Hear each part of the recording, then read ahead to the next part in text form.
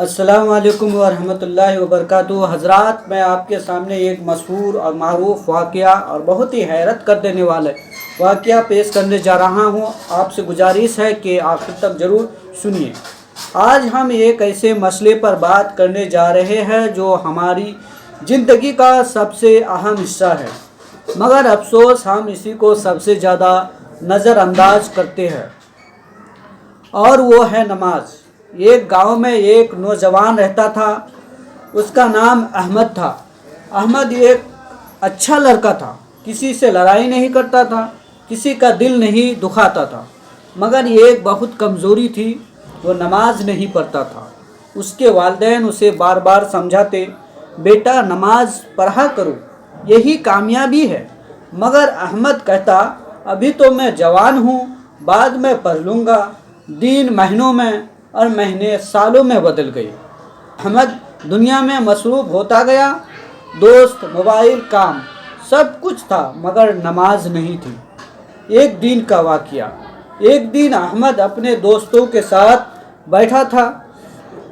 उसी दौरान मस्जिद से अजान की आवाज़ आई, मगर अहमद ने कहा, अभी दिल नहीं कर रहा, बाद में पढ़ लूँगा।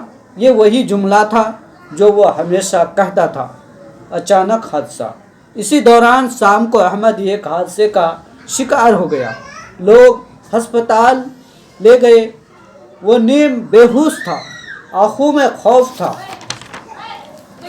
उसने आहिस्ते से कहा, काश मैं नमाज पढ़ लेता।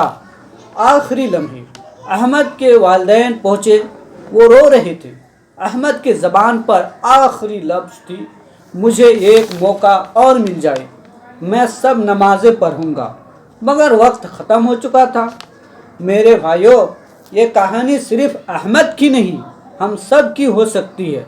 हम भी यही कहते हैं, कल से नमाज़ पढ़ूँगा, मगर हमें नहीं मालूम कि कल आएगा या नहीं। कुरान व हदीस का पैगाम, जो नमाज छोड़ता है वो अपनी रब से दूर हो जाता है, और जो रब से दूर हो जाए उसकी ज़िंदगी में सुकून कैसे आएगा।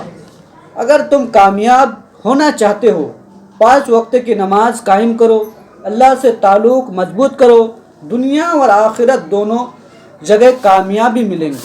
आज ही नियत कर लो कि अब कोई नमाज क़ज़ा नहीं होगी, क्यों न कि मौत अचानक आती है, वक्त वापस नहीं आता और मौका बार बार नहीं मिलता।